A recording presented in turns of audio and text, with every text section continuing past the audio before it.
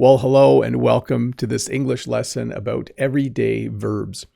As you go through your day, there are verbs that you will need to know to describe the actions that you do. And the things that you do throughout the day kind of go from morning until night. My lesson, though, is a little more random.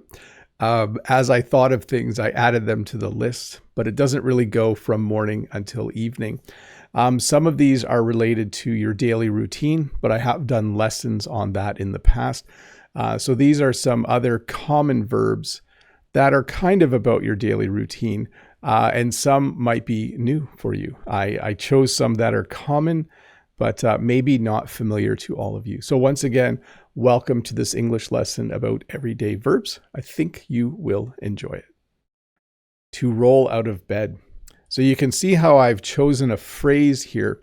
I could say to wake up or to get up. Those are the common ones. But this is a more fun way to talk about it. And it's not uncommon. Like this morning, I rolled out of bed at 6. I was up very, very early. Usually I don't roll out of bed until 7 or 7:15 lately. But when you use this phrase, it's kind of a more interesting way to say that you got up. So when you roll something, like if you roll a ball, it goes like this.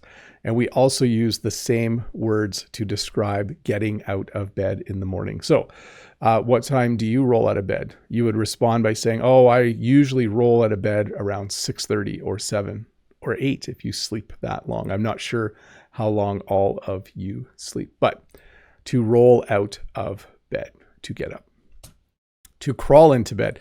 So like I said, this lesson isn't perfect. It doesn't go from morning until evening, but you can also at night crawl into bed. So when I'm really tired, sometimes I crawl into bed at 9:30. The one time a couple weeks ago, I crawled into bed at 9 p.m. I normally don't go to bed until 10 or 10:30, sometimes 11 o'clock. But if I'm really tired, I might crawl into bed earlier than later. You also sometimes use this phrase when you're sick. You might say, oh, I called in sick, and then I just crawled back into bed because I didn't feel well. So to crawl into bed means the same as to go to bed at night. To look for. So I thought this was a good one. In terms of everyday verbs, I'm not sure what your life is like, but I often have to look for things. In the morning, sometimes I have to look for my Fitbit. My wedding ring is the thing that I don't lose, but I have to look for this because I put it on a different part of my desk over there all the time. And sometimes some papers get moved around and I can't find my wedding ring. But you might look for your wallet. You might look for your keys. You might look for your watch. You might look for your phone. You might look for your wedding ring if you're married. Sometimes during the day, you have to look for something because you don't know where it is. And then, of course, we have the simple verb to lose. Sometimes you have to look for something because you lost it. That's the past tense. I don't like to lose things, but sometimes I will, again, lose my wedding ring on my desk over there. What else have I lost lately? At school, I made a set of tests for the students, and then for some reason, I was able to lose them. I didn't know where they were, so I lost them and I had to look for them. So a common thing for me, at least, is that sometimes you will lose things. To flip, we have a few food-related ones here, and I tried to pick ones different than to cook or to fry or to bake. When you make eggs in a pan, you can see that this person is going to flip the egg. You can see the egg closest to me was already flipped, so past tense, but he's using a spatula and he is going to flip the egg, or she is going to flip the egg with the spatula. There are many things that we make that we need to flip. Maybe you're making pierogies in a frying pan and you need to flip them. Maybe you're making pancakes and you need to flip them. When one side is done cooking, you flip that item so that it can cook on the other side. To butter. Now, I'm not sure if you eat bread or toast sliced like this. Depending on where you're from, you might eat pitas or you might tear your bread. You might do other things. But here in North America, we often eat our bread sliced, and then usually we butter our bread. So we put on either butter or margarine. Margarine looks like butter, but it's made from oil. And we use that to butter our bread. Now, it's interesting. When you use butter, then you will get some butter and you will butter your bread. When you use margarine, you will also butter your bread. The verb stays the same, even though what you are using changes. So you might put bread in the toaster. Oh, wrong slide. You might put bread in the toaster to toast it, and then you might butter it in the morning. To scramble. Well, this is another way to make eggs. You can see that this person, instead of making an egg that's over easy, sorry, I get that one wrong sometimes. They've decided to scramble their eggs. Scrambled eggs, that happens when you mix the egg up in the pan with the spatula, and you mix the egg white with the egg yolk in order to make what we call scrambled eggs. So sometimes you decide to scramble your eggs. You decide that you want them to look like this. I enjoy scrambled eggs. They're quite tasty. And then this was the slide I was trying to jump to toast. So you will toast your bread in the toaster.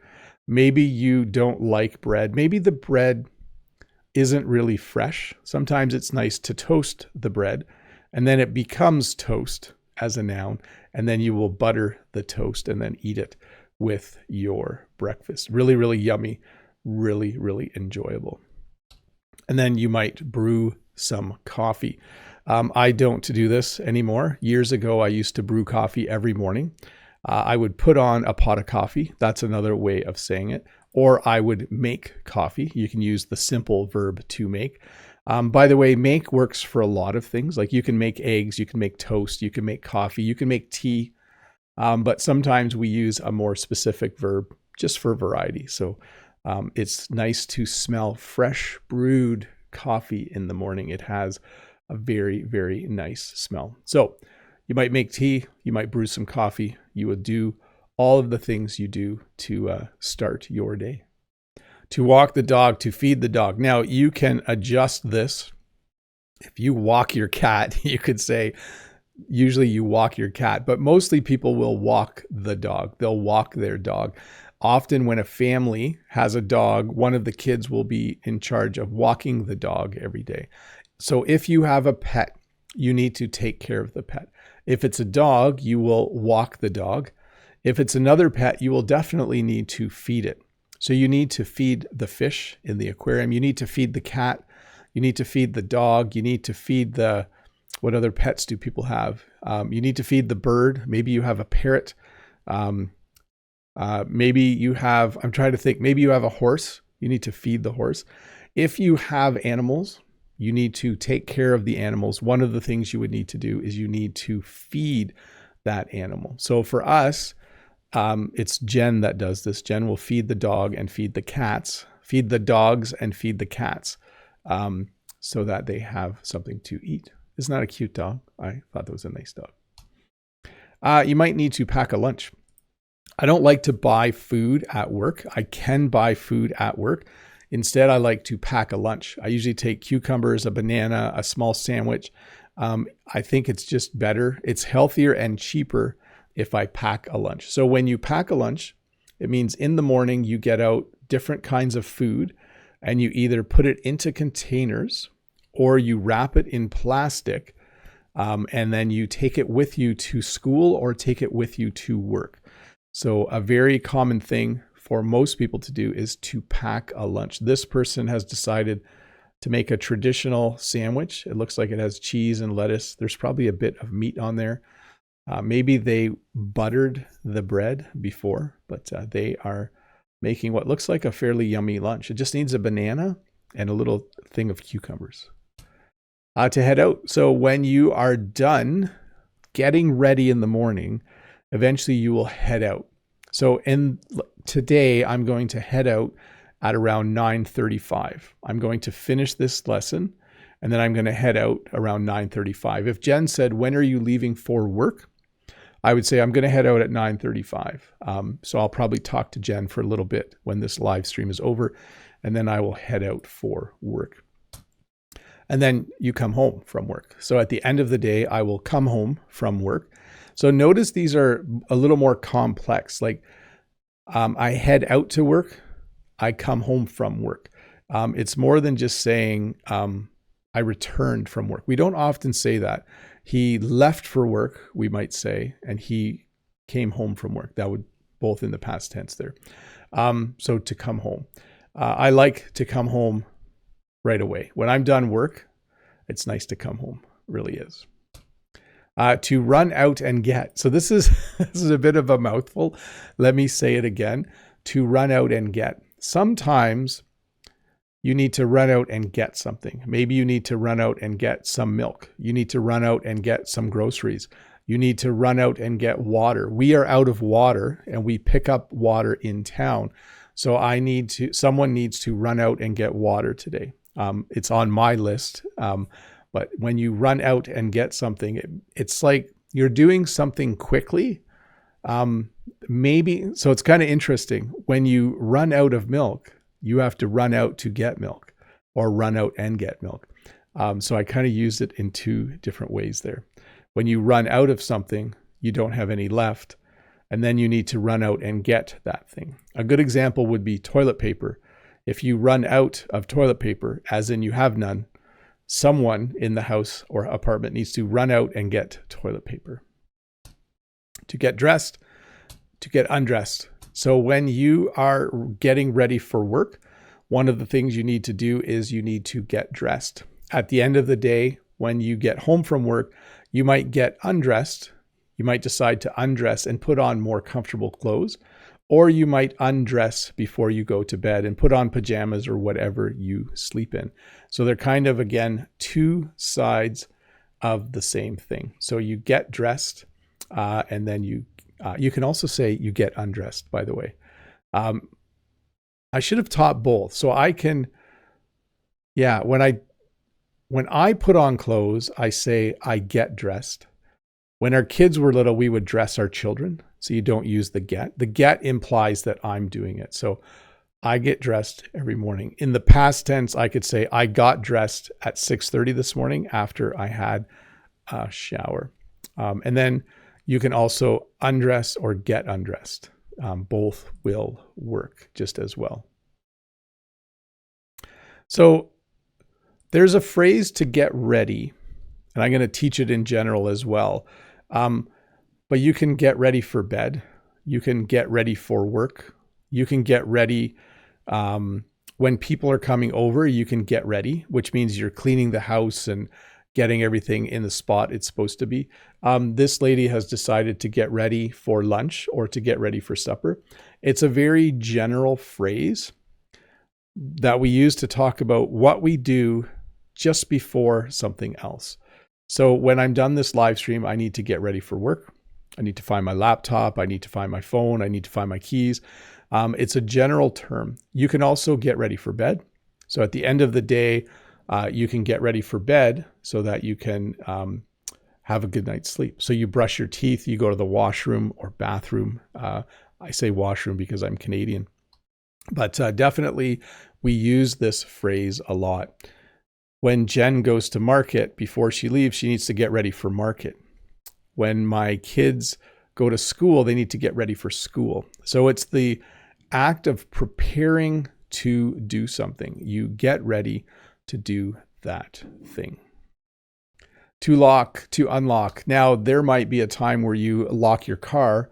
There might be a time where you unlock your car. You might lock your front door when you leave. You might unlock your front door when you come home. We use lock and unlock for a variety of things. When you go to the gym, you might lock your locker. You might have a locker in the change room, and then you will unlock it when you're done working out. You might have a gate in front of your house, and you might lock the gate when you leave and unlock the gate when you come home. Again, you can see the little pictures on here of an actual lock. This is called a fob or key fob for a car. When you press lock, your car might go beep, beep. And when you press unlock, you might just hear it click. But this is what you might do several times a day. When I leave, if I'm the last one to leave, I lock the house.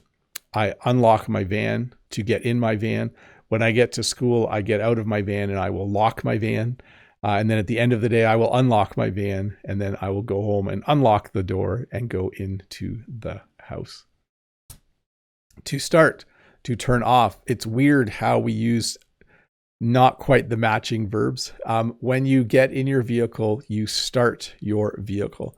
Someone might say, hey, start the car so the car can warm up. In the winter, we will often start our car earlier in the day. So you push a button or you turn the key to start your car.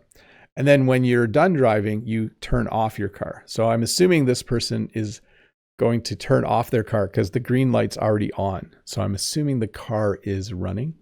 But yes, you will unlock your car, get in your car, and then you will start your car.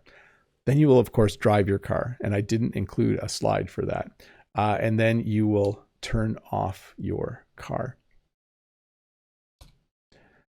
So you don't turn on your car, but you do turn off other things. So let me explain this. You turn on your TV, you turn on your computer, you turn on the stove. I need to turn the stove on.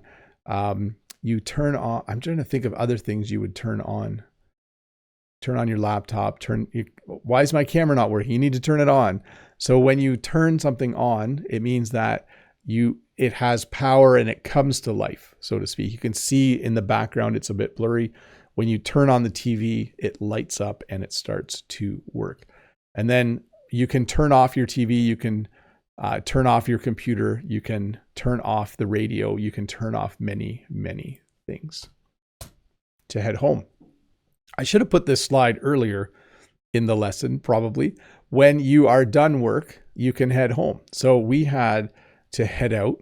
So in the morning, I will head out to work. And when I'm done work, I will head home. We use the verb to head to mean going in a certain direction. Okay. So I could head to Toronto. I can head home. I can head to the grocery store. It means you are going somewhere. It means that you are in one place and you're going to walk or drive somewhere else. So after work, I want to head home, but I have to head to the grocery store to get some cheese. And then I have to head to the water filling station to get water. So you can use to head to be, it's the same as to go, really. And then to grab, this is a universal verb in English. If my car was broken, I could grab an Uber in order to get to work. When I go to the grocery store, I need to grab some cheese. At work, I need to go to the photocopier to grab the thing that I printed out. Let me see. You can also say to someone, do you want to grab lunch? Do you want to go to the pizza place and grab a slice of pizza? This is a very, very common and useful word. So before this lesson, I grabbed a cup of water. I grabbed some water so that I could take a sip when I needed to. Before I leave for work, I will grab my phone. Before I go to buy hay, I will grab some money. Here's some Canadian money for your viewing pleasure. There's like a huge $50 bill here. Hay is expensive, by the way. I'm not sure if you knew this, but our money in Canada, off topic here, but not really. You might need to grab some money before you head out. Yeah, our money in Canada is all different colors. And it has like a special plastic strip in it that makes it hard to counterfeit. But the verb to grab, very, very common. When you go on a trip, you want to make sure you grab your camera before you leave so that you have it with you.